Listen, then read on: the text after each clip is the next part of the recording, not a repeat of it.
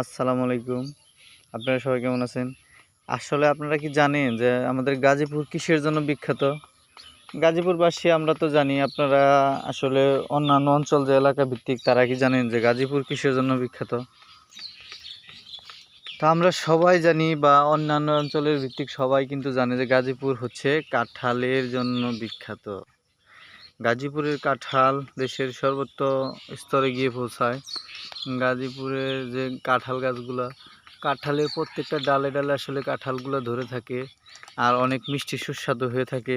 এক একটা দেখেন, এই যে শুরু থেকে দেখেন কতগুলো কাঁঠাল আসছে একটার মধ্যে, দেখেন একটার মধ্যে যে তিনটা আসছে, ওখানে তিনটা, এদিকে দেখেন কতগুলো আসছে, দেখছেন? মানে এত সুন্দরভাবে কাঁঠাল ধরে আছে।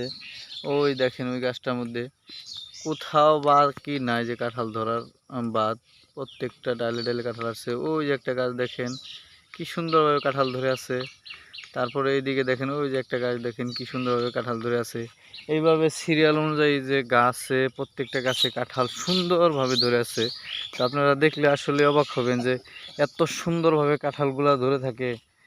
এই জন্য আসলে গাজীপুর কাঁঠালের জন্য বিখ্যাত বলা হয়। এমন কোনো গাছ বাকি নেই। দেখেন এই যে দেখেন কাঁঠাল কোথায় কোথায় ধরে আছে, দেখছেন আপনারা? এত সুন্দরভাবে কাঁঠাল ধরে আছে। ওই যে আমি যদি আপনাদের আরেকটু দেখাই, দেখেন এই যে দেখেন কাঁঠাল, এগুলো আসলে কিন্তু ছোট, এখন এগুলো কিন্তু অনেক বড় হয়, ঠিক আছে? ওই যে দেখেন কত সুন্দরভাবে কাঁঠাল ধরে আছে। এই জন্যই বলা হয় গাজীপুর কাঁঠালের জন্য বিখ্যাত। পাশাপাশি এই যে আমাদের কি বলো এটা, বেল গাছ, বেল ধরেছে। তো সব মিলিয়ে গাজীপুর কিন্তু ফলের দিক থেকে কাঁঠালের জন্যই বিখ্যাত।